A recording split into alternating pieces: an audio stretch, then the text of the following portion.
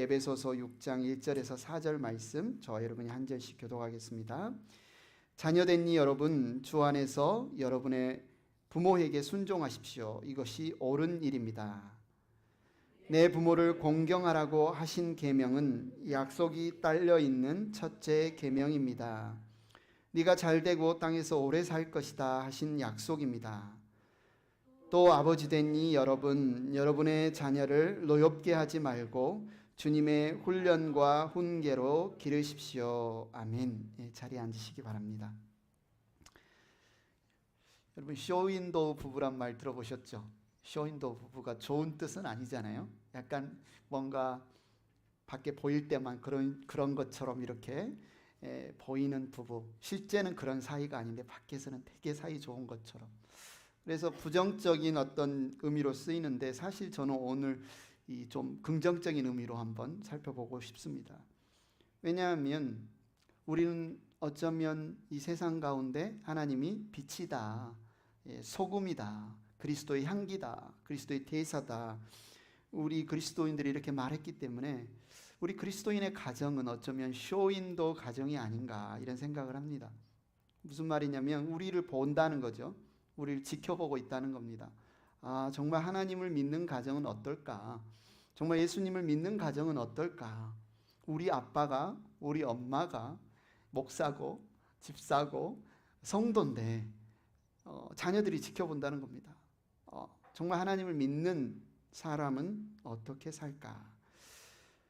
그런 의미에서 우리가 이 생활하는 삶, 우리가 지키는 가정, 우리가 갖는 부부 관계는 우리 단둘이의 관계에서 끝나는 것이 아니라 우리의 자녀에게, 그리고 그 자녀들이 꾸려가는 가정에 또 낳는 자녀에게, 또 그 후손에게 어쩌면 대대로 영향을 미치는 굉장히 중요한 일이 되겠습니다.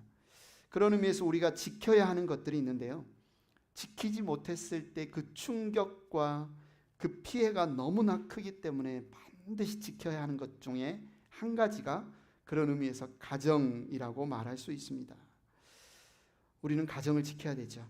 왜냐하면 가정이 정말 중요하기 때문에 가정을 지켜야 하지만 또 하나의 이유는 가정이 공격받고 있기 때문에.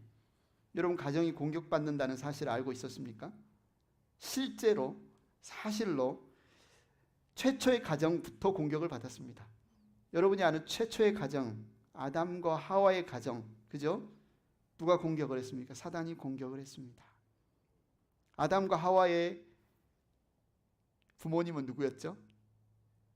아담과 하와의 부모님, 하나님이시죠. 하나님을 아버지로 모시고 남편과 아내로 한 가정을 꾸린 이 최초의 가정 아담과 하와를 사단이 온갖 거짓과 유혹으로 무너뜨리려고 공격했고 결국 하나님을 거스르게 만들었습니다. 현재 오늘날의 삶은 어떻습니까? 오늘날의 영적인 실태는 어떻습니까? 우리가 느끼고 있습니다. 여러 가지 용어들이 있습니다. 포스트 모더니즘이다, 아니면 해체주의다, 아니면 여러 가지 다원주의다, 다양한 용어들이 있지만 이 세상에서 절대 진리란 없어. 하나님이란 계시지 않아. 내가 살아가는 오늘 나의 결정이 가장 중요해. 이런 의미를 부여하면서 하나님의 존재를 지워버리고 그분의 자리를 인간이 대신 차지하고자 하는 끊임없는 노력들이 일어나고 있습니다. 우리의 자녀들이 부모님과 함께 살고 우리 어린이, 키즈, 유스, 신앙생활 하다가 칼리지 대학에 딱 가잖아요. 그러면 그때 무슨 일이 일어납니까? 나 크리스찬이야, 난 하나님의 말씀을 믿어를 공개적인 관계에서 이야기를 하면 사람들이 외계인 취급을 합니다. 외계인 취급을 해요. 전통적인 개념의 미국에서 남자와 여자가 결혼해서 가정을 꾸리고 아이를 낳는 이것에 대해서 반대하고 그렇게 학교에서 가르치지 못하도록 하고 누구든지 자기가 원하는 성별을 선택할 수 있고 누구든지 원하면 내가 아빠가 될 수도 있고 엄마가 될 수 있다고 가르치는 그런 주들도 있는 시대에 우리가 지금 살아가고 있습니다. 과연 인터넷, 유튜브, SNS 수많은 곳에서 내가 원하기만 하면 어떤 정보에 접근할 수 있기 때문에 부모로서 우리가 아이들을 훈육하려고 할 때 그거 틀리는데요. 보니까 인터넷에는 그렇게 나와 있지 않는데요. 우리의 자녀들이 반박하기 시작합니다. 부모의 말에 대해서 거절하기 시작합니다. 틀리다고 생각하기 시작합니다. 무서워서 겉으로 말을 안 할지 모르지만, 드러내고 이야기 안 할지 모르지만 마음속으로는 나는 이미 알고 있다. 내가 더 많이 알고 있다. 뭐 이런 생각들이 만연한 시대를 우리가 살아가고 있습니다. 한국의 예를 들면 한국이 과거의 가부장적인 문화, 가정 가운데 살다 보니 여성의 인권을 신장시키기 위해서 양성평등을 위한 노력으로 시작했던 것이 오히려 지금은 이제 남자들이 차별을 받는 역페미니즘의 어떤 차별 논란들까지 있고 젠더 이슈가 돼서 한국의 젊은 20대 남녀 간에는 엄청난 젠더 갈등이 있습니다. 이것이 정치 세력화해서 우리는 이대남이다, 우리는 개딸이다 하면서 오히려 그들의 그 성향을 이용해서 서로 반목을 부추기고 싸움을 일으키는 어쩌면 그런 시대를 우리가 살아가고 있습니다. 그러나 성경은 우리에게 이야기하죠. 남자나 여자나 하나님이 그분의 형상으로 만드신 그분의 자녀다. 하나님이 젠더 갈등을 일으키신 분이겠습니까? 아닙니다. 이 세상에 존재하는 모든 인간은 하나님의 형상으로 지음받은 아버지를 닮은 존귀한 자들입니다. 남자나 여자나 차별이 없습니다. 그 신분, 그 위치, 그 특권 단 하나도 차이가 없습니다. 그러나 하나님이 정하신 그분의 질서가 있을 뿐이죠. 우리는 수많은 공격으로부터 우리의 가정을 지켜야 합니다.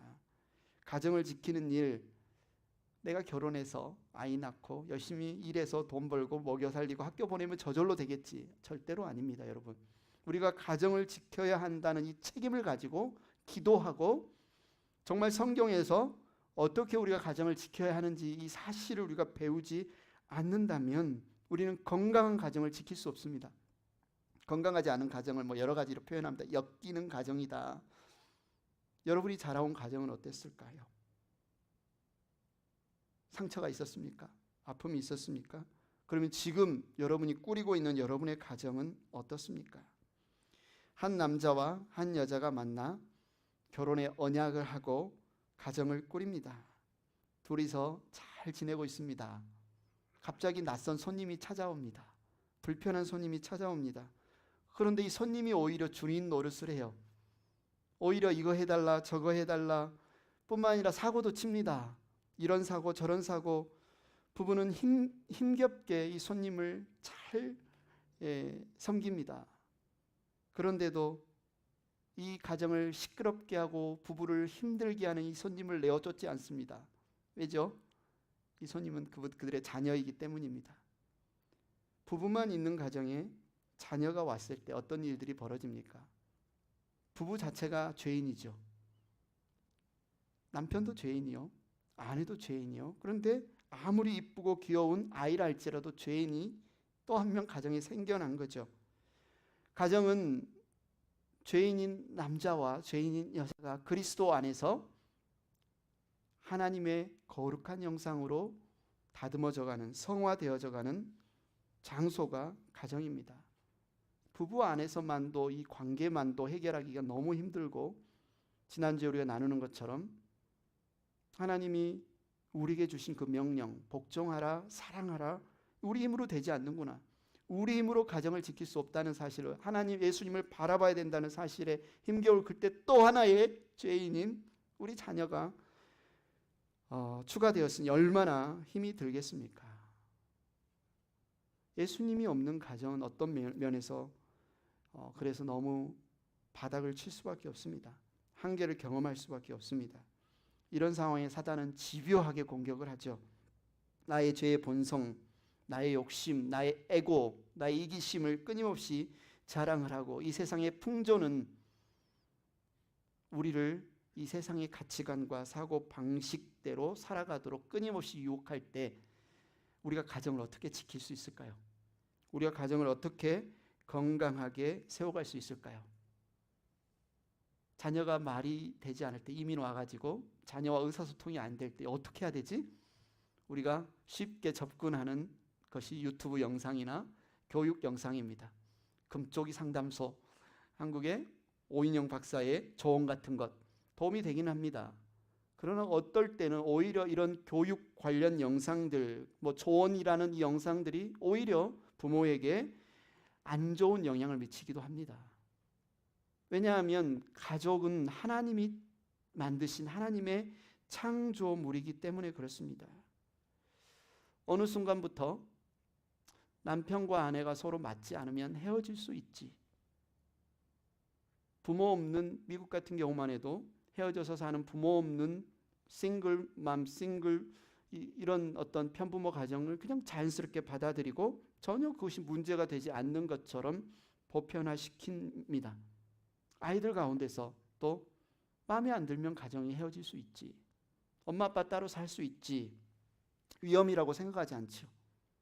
이게 어쩌면 가장 큰 위험입니다. 우리의 생각을, 가정에 대한, 가정을 지키고 가정을 끝까지 사랑하고 보호하려는 우리의 생각을 해체시키고 무너뜨리는, 가정을 위해 수고하지 않아도 나의 행복과 나의 만족을 찾아가도록 부추기는, 가정을 소홀하게 여기는 이런 풍조를 만들어내는 것, 사단의 끊임없는 공격입니다.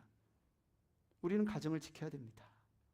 하나님 우리를 가정에 위치하게 하신 그 위치를 우리는 지켜야 됩니다. 가정이 무너지면 어떤 일이 벌어질까요?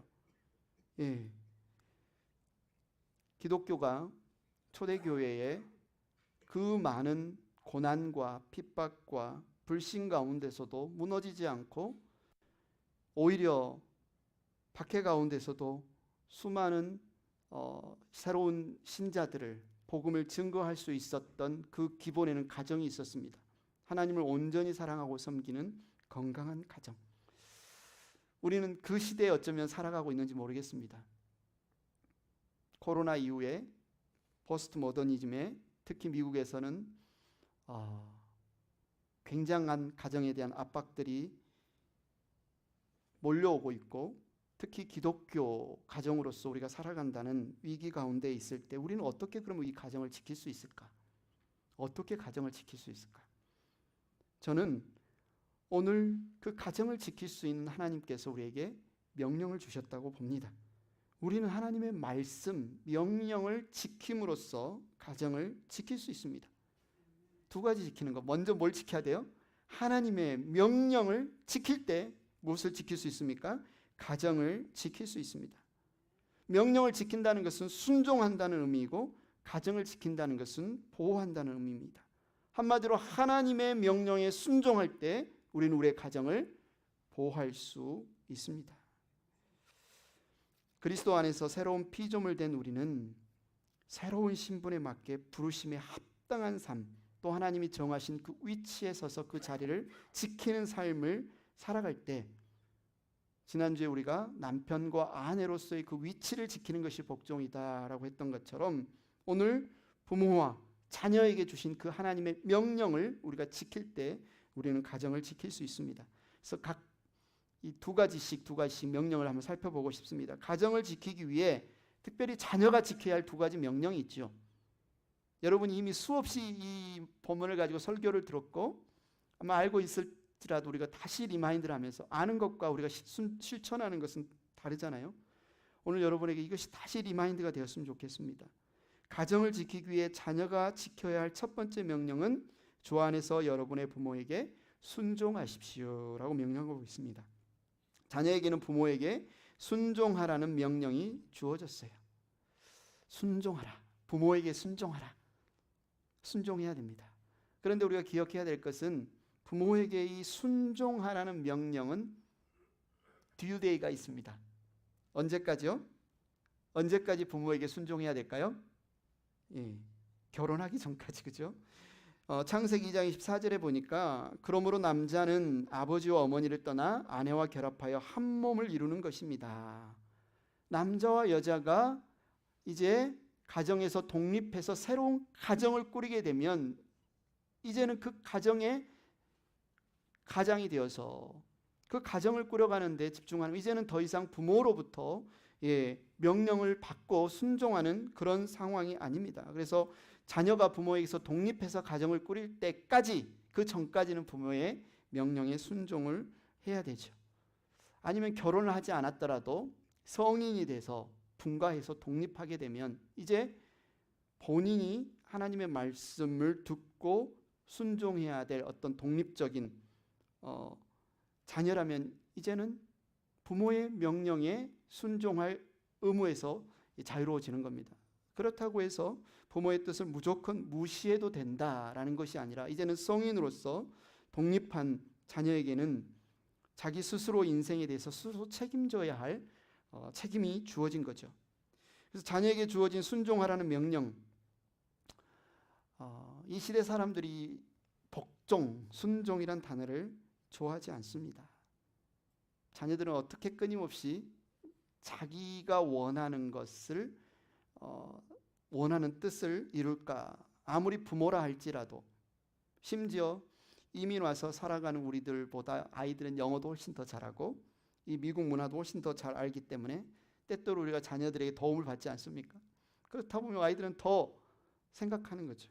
내가 부모보다 더 많이 안다. 부모가 나보다 더 모른다. 이런 상황 가운데 자녀가 부모에게 순종한다는 것이 어쩌면 어려울 수도 있습니다. 내가 더 잘하는데, 내가 영어도 더 잘하는데, 내가 더 많이 아는 것 같은데, 그런데 성경은 왜 순종하라고 명령하고 있습니까? 오늘 말씀해 보니까 이것이 옳기 때문이다. 이것이 옳기 때문이다. 이것은 옳은 일이다. 우리 성경에는 생략되어 있지만 영어 성경에 뭐라고 이야기하고 있냐면 접속사가 있어요. For this is right. 이것은 옳기 때문이다. 앞에 접속사 for. 왜냐하면 이것은 옳기 때문이다. 자녀가 순종해야 하는 이유는 이것이 옳기 때문이다. 자녀는 순종해야 된다. 왜냐하면 이것은 옳기 때문이다. 하나님이 정하신 원리라는 거예요. 하나님이 정하신 법칙이라는 거예요. 부모가 더 훌륭하거나 더 뛰어나거나 더 많이 알기 때문이 아니라 하나님이 정하신 자리가 부모에게 순종하는 이것이 옳기 때문이다. 성경에는 여러 차례 말세, 이제 마지막 때가 되면, 이 세상이 마지막 때가 되면 어떤 풍조들이 막 일어나냐면 자녀가 부모를 거역하는 것, 말세에 일어나는 특징이라고 이야기합니다. 심판받을 사람들의 특징이라고 이야기하는 것이, 어리석은 자들의 특징이라고 이야기하는 것이 자녀들이 부모를 거역하는 것. 그것은 하나님이 정하신 그분의 질서를 깨뜨리는 것입니다. 자녀가 순종하라는 명령에 어떻게 반응하느냐는 그래서 정말 중요합니다. 왜냐하면 이 부모의 권위는 하나님이 정하신 것이고 부모의 자리는 하나님께 위임받은 것이기 때문에 그래요. 우리가 부모에게 순종하는 것은 거기서 그치는 게 아니에요. 우리가 부모에게 순종하는 것은 곧 하나님께 순종하는 것과 연결되기 때문에 그래요. 우리에게 부모를 주신 분이 하나님이고 우리에게 부모에게 순종하라고 명령하신 분이 하나님이고 그것을 옳다고 정하신 분이 하나님이기 때문에. 종종 그런 이야기를 듣습니다. 이제 할머니가 되셔가지고 딸의 손주를 돌볼 때 참 이게 어렵다. 쉬운 일이 아니다. 손주니까 얼마나 예쁘겠습니까? 그런데 가끔 아이를 이렇게 돌보다 보면 그 아이의 엄마인 딸과 또 할머니의 생각, 육아 방식이 조금 차이가 있을 수도 있잖아요. 그러다가 딸이 생각하기에 뭔가 실수를 해서 엄마가 하면 딸이 서운한 거예요. 내 마음 같지 않나? 내가 내 딸을 아끼는 것처럼 정성껏 아이를 돌보지 않은 것 아닌가? 그래 막 서운한 마음을 조금이라도 엄마에게 내비치게 되면 엄마는 엄마대로 또 서운한 거죠. 지 힘들까 봐 부탁해서 도와줬더니 지 아이만 생각하고 엄마 마음도 몰라주고 서운한 거죠. 이렇게 좌충우돌해서 그 손주가 큽니다. 자랍니다. 사춘기가 됩니다. 사춘기 중2병이라는 말이 있잖아요. 사춘기가 되면 그런 우스갯소리도 있어요. 북한이 남한을 쳐들어오지 못하는 게 누가 있어서다? 한국의 중이들이 있어서다. 눈빛이 얼마나 사나운지 몰라요. 말이 얼마나 쌩쌩하는지 몰라요. 말도 함부로 하고 막 거칠게 하고, 그래서 그 자녀가 엄마한테 막 대들고 함부로 할 때 그 옆에서 지켜보는 할머니가 그 아이에게 뭐라고 이야기를 해요? 아이야, 너 엄마한테 그렇게 함부로 하지 말아라. 너한테는 엄마지만 나한테는 내 딸이다. 내가 사랑하는 딸이다. 내가 배 아파서 얼마나 아끼고 내 사랑하는 딸한테 너 함부로 하지 마라. 너 함부로 하면 가만 안 둔다. 그때 아이는 깨닫죠. 아, 엄마도 누군가의 사랑받는 딸이었구나. 처음부터 그냥 나의 엄마로만 존재하는 게 아니라 나처럼 사랑하는 엄마가 있었던 거구나. 처음 이야기로 돌아가서 그 딸의 마음, 아이를 낳은 그 딸의 마음을 생각해 볼까요? 자라서 어른이 되어서 사랑하는 사람과 결혼해서 아이가 생겼습니다. 기쁘고 감사하는 마음도 들었지만 한편으로는 걱정과 두려움이 있죠. 내가 건강하고 안전하게 내 아이를 잘 낳을 수 있을까? 나는 한 번도 엄마였던 적이 없는데 내가 엄마로서 이 아이를 잘 키울 수 있을까? 나는 좋은 엄마가 될 수 있을까? 그렇게 10달을 내 배에 품고 막상 아이가 태어났는데 얼마나 예쁘고 얼마나 사랑스러운지, 이 아이는 온 세상 나에게 전부가 되죠. 그런데 처음 해본 엄마 노릇이 너무 서툴어서 가까이에 있는 엄마에게 SOS를 청합니다. 도와주세요. 도와주세요. 딸이 도와달라는데 내가 아이를 키운 적은 너무 오래됐고 체력도 딸려서 내가 손주를 잘 키울 수 있을까 불안하지만 엄마는 가서 도와줍니다. 그러나 사건 사고는 언제나 터지는 법이죠. 의도치 않게 발생하는 사건 사고에 아이의 딸의 눈에는 자기 딸만 보이고 엄마는 잘 안 보이게 될 때 서운한 말을 내뱉게 됩니다. 그러나 깨닫습니다. 아, 내가 배 아파 낳은 이 아이가 내 눈에 넣어도 안 아픈 것처럼 우리 엄마도 나를 그렇게 낳았겠구나. 우리 엄마도 나를 그렇게 키웠겠구나. 내가 이 아이에게 모든 것을 내어주어도 아깝지 않은 것처럼 나를 낳아 키웠던 나의 엄마도 나를 그렇게 사랑하고 여전히 나를 사랑하시겠구나. 이야기를 장황하게 한 이유가 있습니다. 우리 엄마의 엄마는 누구였을까요? 우리 엄마에게도 엄마가 있었을 텐데 우리 부모의 부모는 누구였을까요? 한마디로 우리의 부모의 시작은 하나님이시라는 거예요.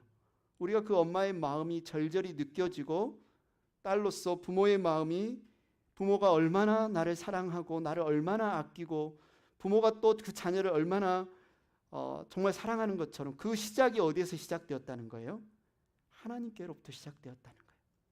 그래서 부모에게 순종하지 않는 것, 그것은 누구에게 순종하지 않는 것과 연결될 수밖에 없습니까?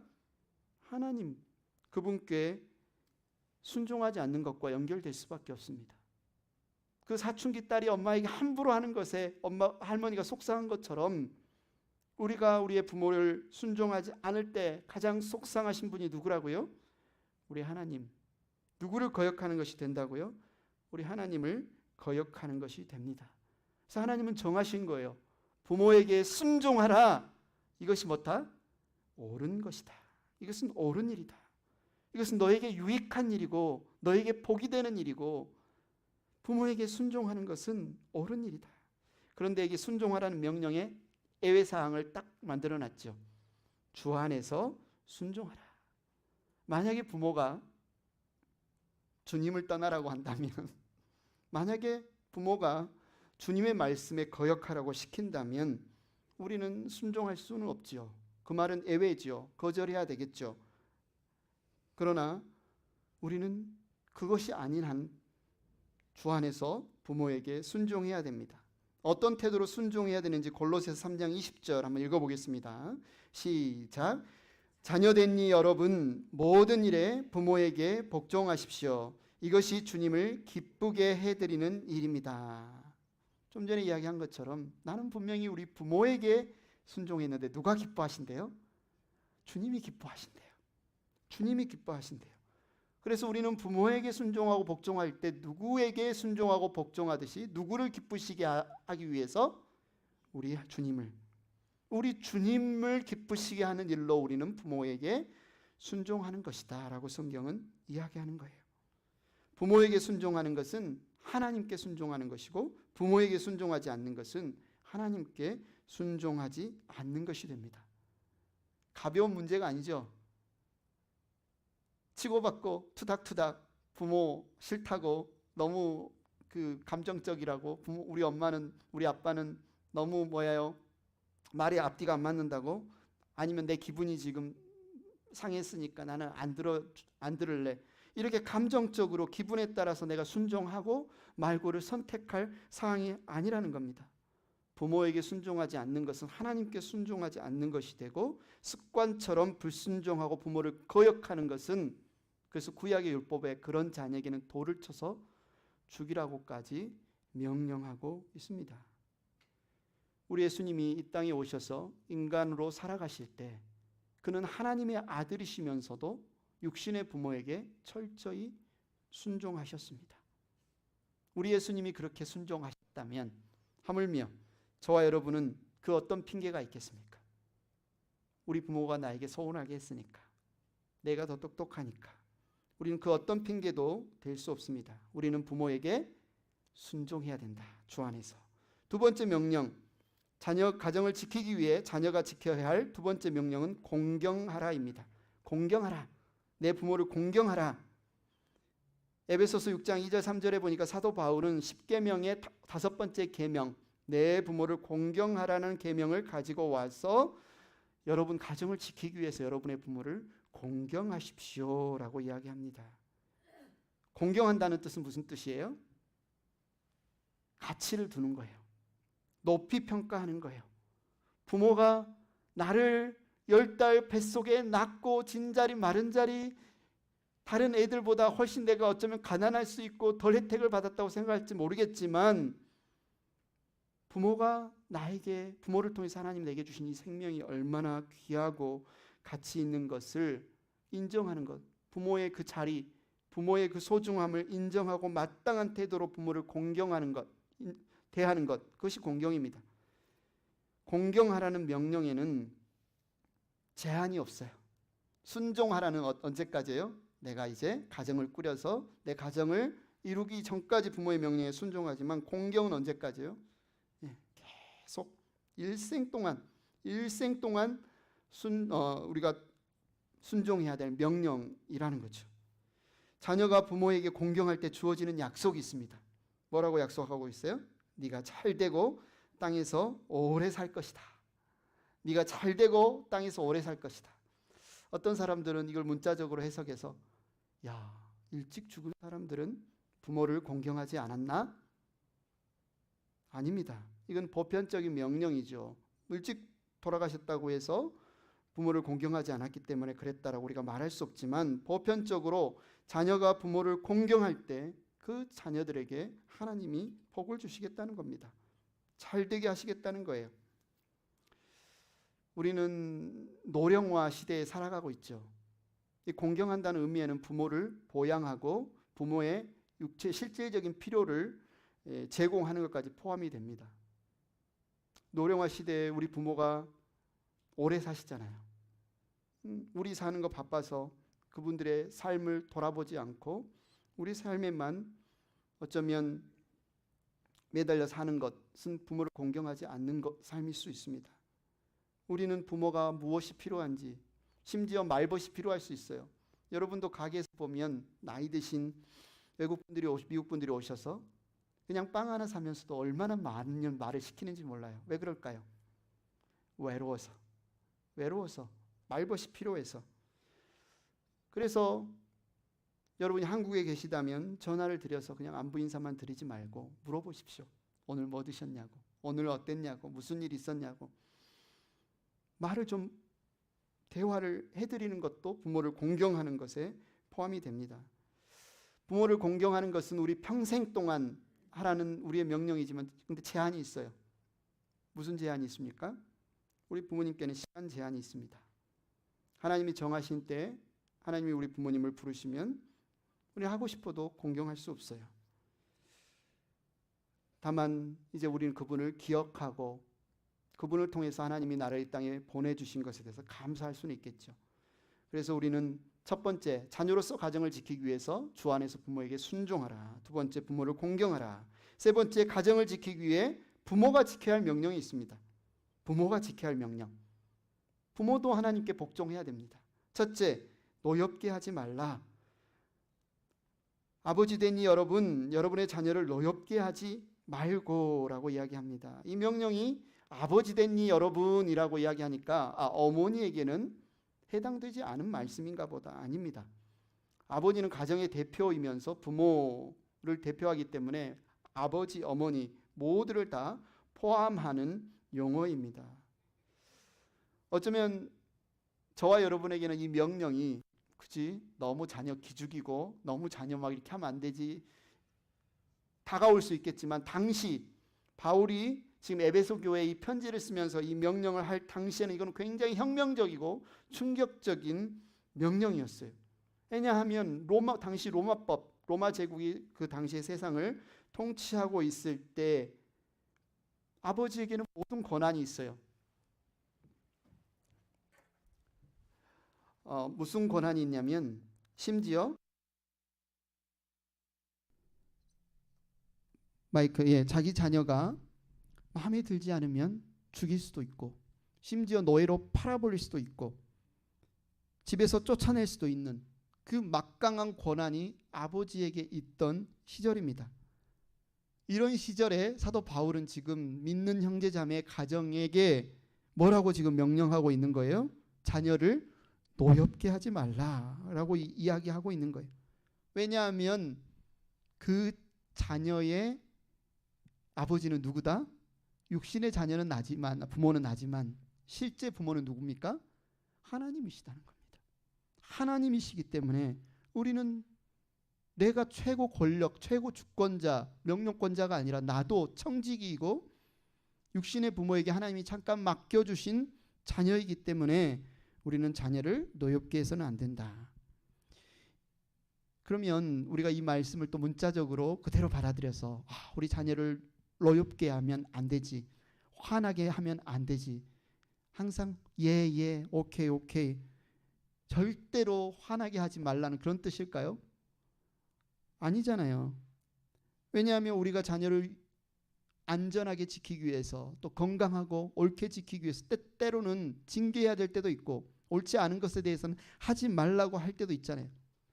아이가 위험한 칼을 달라고 엄마가 요리를 하고 있는데 그 칼을 달라고 가지고 놀고 싶다고 계속 칼을 달라고 하면 우리가 그 칼을 자녀에게 줄 수 있습니까? 안 되잖아요. 그러니까 자녀를 노엽게 하지 말라는 이 명령은 그냥 자녀를 노엽게 하지 말라는 말로만 그치는 것이 아니라 그 다음 명령과 연결됩니다. 아버지 된 이 여러분이 여러분의 자녀를 노엽게 하지 말고 주님의 훈련과 훈계로 기르십시오.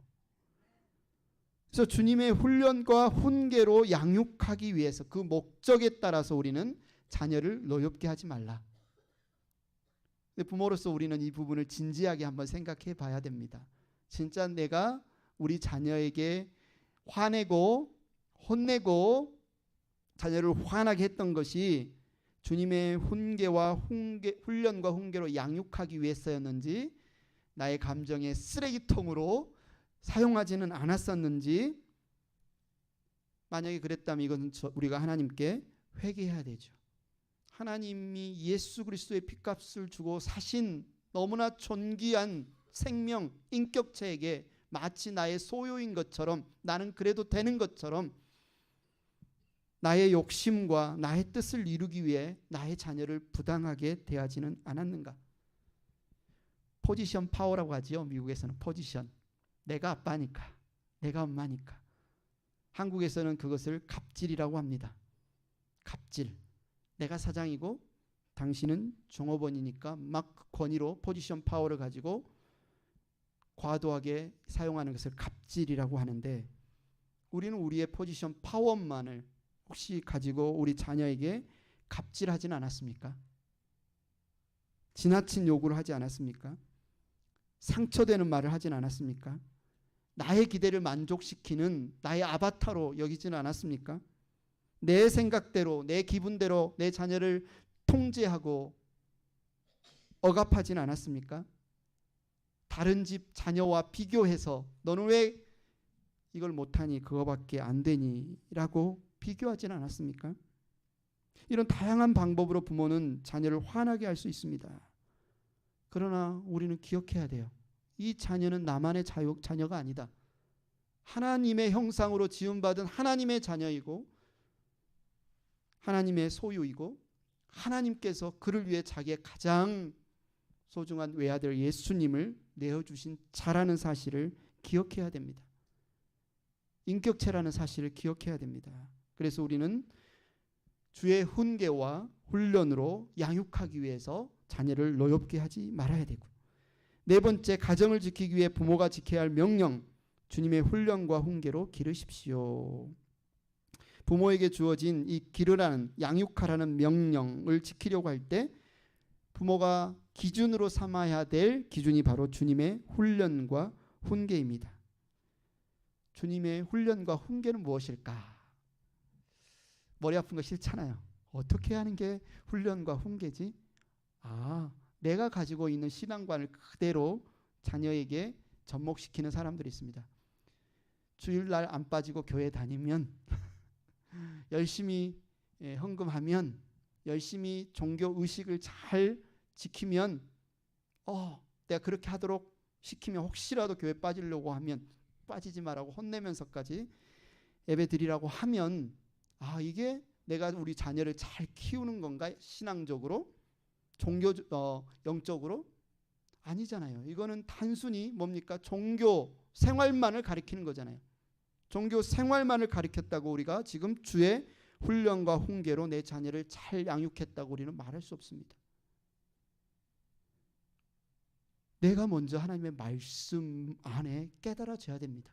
부모가 먼저 하나님의 말씀을 깨달아지고 내 삶에서 열매가 나오는 것을 보고, 자녀들이 그것을 볼 때, 쇼윈도우 부부, 쇼윈도우 가정이라고 했잖아요. 그걸 누가 봅니까? 가장 가까이에서 우리의 자녀가 보죠. 우리의 자녀가 봅니다.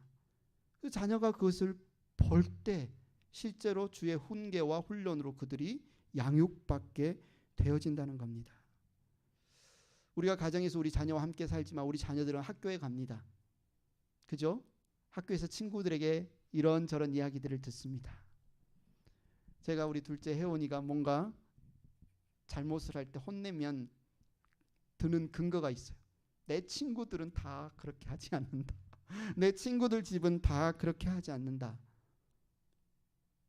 그럴 때 만약 내가 내 아이하고 올바른 관계, 건강한 관계, 또 내가 하는 말이 그에게 정말 본받을 만한, 순종할 만한 말로 여겨지지 않는다면 그는 누구 이야기를 따를까요? 부모의 이야기가 아니라 친구들의 말을 듣겠죠. 학교에서 하는 말을 듣겠죠. 다른 가치와 세상의 문화, 인터넷이나 유튜브나 그런 어떤 이야기들을 따라 살겠죠. 그렇게 해서 그들이 흔들릴 때에도 부모를 통해서 주는 주님의 훈련과 훈계가 그들에게 잘 전달될 수 있는 그 관계가 돼야 되는데 어떻게 그럴 수 있느냐는 겁니다. 우리 아이들은 늘 우리를 지켜보고 있습니다. 주일날 분명히 교회 가서 정말 웃는 얼굴로 누가 봐도 하나님 은혜 받은 것처럼 찬양하고 예배하고 돌아왔는데 차 안에서 엄마 아빠가 바로 싸웁니다. 뭔가 해가지고 바로 싸워요. 정말 교회에서 예배드리고 할 때는 뭐든지 하나님을 섬기고 사랑할 것처럼 그렇게 기도하고 찬양했는데 교회 와서 물질이 부족할 때, 돈이 부족할 때 그것 때문에 불안해하고 염려하고 걱정하고 자녀 야단치는 그 모습들을 보면 자녀는 또 혼란을 갖게 됩니다. 부모가 주님의 은혜를 말하고 주님의 사랑을 말하고 주님을 이야기할 때 말로 하는 것과 부모가 삶으로 살아내는 것, 그 차이를 우리 자녀들은 보게 됩니다. 그러다가 아이들이 점점 자라가게 되지요. 어느 정도 유스가 되고 어느 정도 칼리지 학생이 되면 내 부모가 어떤 부모인지 나름대로 판단하게 됩니다. 정말 우리 부모가 말로는 주님 믿습니다, 내가 주님께 맡깁니다 했는데 실제로 주님을 믿고 있었는지, 실제로 주님을 그렇게 생각했는지, 아니면 그것은 그냥 종교 생활이었고 실제 우리 부모가 믿었던 것은 다른 것이었는지, 그 누구보다 그것을 가장 꿰뚫어 볼 수 있는 존재가 누구겠어요? 우리 자녀라는 거죠. 그래서 가정은 자녀가 하나님을 배우고 하나님의 권위를 배우는 곳인데, 만약에 우리가 그렇게 위선적으로 산다면, 그렇게 형식적으로 산다면, 예수님이 바리새인들을 통해서 책망하신 그 말씀, 너희가 하나님을 온전히 믿고 신실하게 섬기고 가장 하나님께 가깝다고 말하면서 실제 그 하나님을 알고자 하는 자들이 하나님께 가까이 나올 때 그들을 다 지옥으로 인도하는도다. 그들이 다 하나님을 아는 것을 막아서서 다 내어치는도다. 예수님이 바리새인들에게 책망하시는 그 말씀이 혹시 우리 부모들에게 해당되는 말씀이 될 수 있다는 겁니다. 우리가 과연 진실로 주님을 믿고 사랑하는 것이 우리의 삶에서 우리 자녀들에게 본으로 보여지고 있는가? 정말 내가 주님을 순종하고 있는가? 내가 주님을 정말 따르고 있는가? 부모가 순종하지 않는다면 우리 아이들은 순종을 배울 수 없습니다. 부모가 하나님을 의지하지 않는다면 우리 자녀들은 부모를 의지하는 것을, 하나님을 의지하는 것을 배울 수 없습니다. 그래서 신앙 교육은요, 교회에서만 이루어지는 게 아니에요.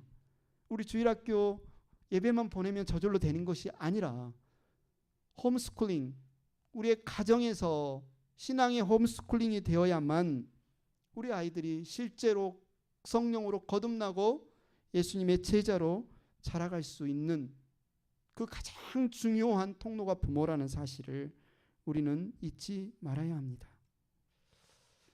근데 좀 전에 말했던 것처럼 거기서 그치지 않는다는 거예요. 우리 자녀도 가정을 가리게 됩니다. 그렇지 않겠습니까? 우리 자녀도 가정을 꾸리게 되고, 그가 꾸려서 그들의 자녀에게 하는 말투, 태도는 누구에게 배운 거예요? 부모님께 배운 거예요.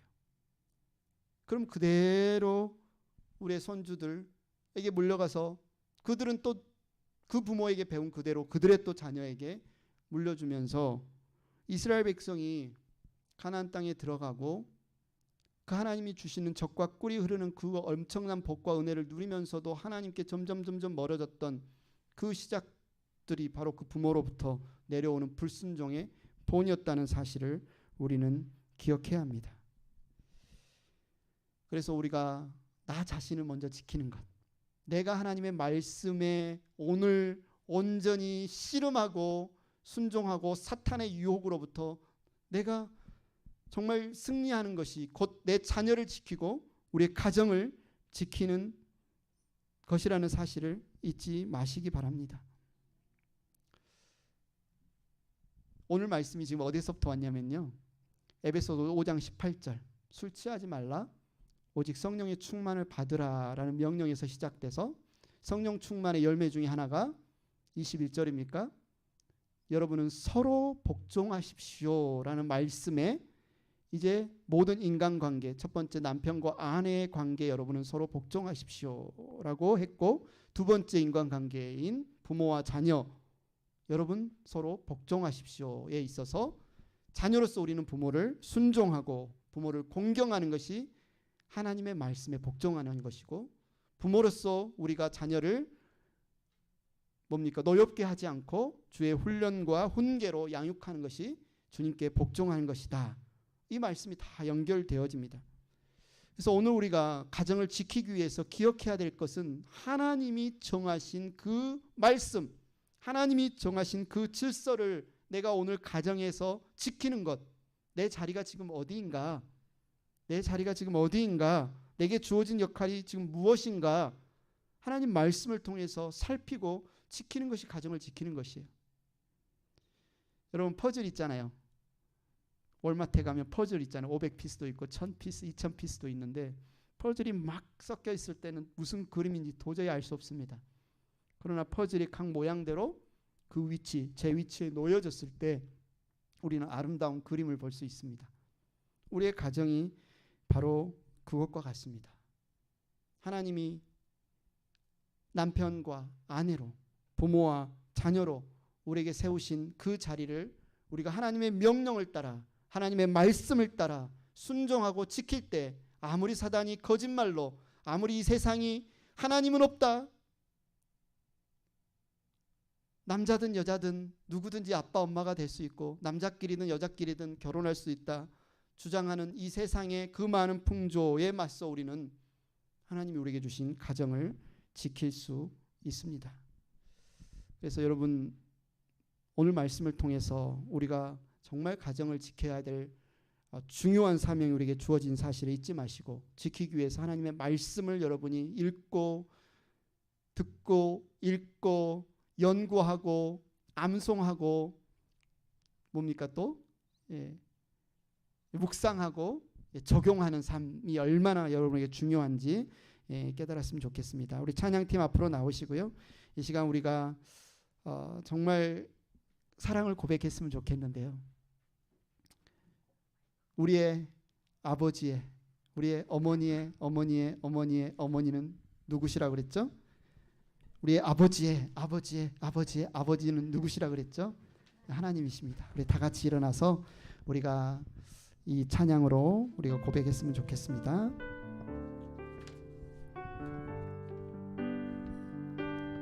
사랑합니다